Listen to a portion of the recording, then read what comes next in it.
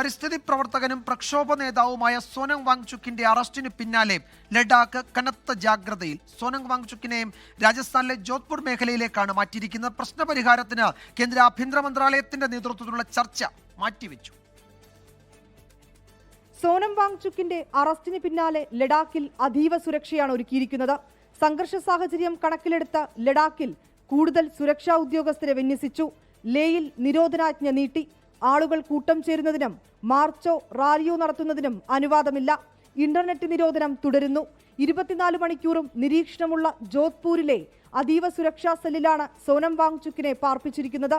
അതേസമയം സോനം വാങ്ചുക്കിന്റെ അറസ്റ്റിൽ വിമർശിച്ച പ്രതിപക്ഷ പാർട്ടികൾ രംഗത്തെത്തി. ലഡാക്കിലെ ജനങ്ങളെ BJP വഞ്ചിച്ചതാണ് പ്രശ്നങ്ങൾക്ക് കാരണമെന്ന് കോൺഗ്രസ് കുറ്റപ്പെടുത്തി.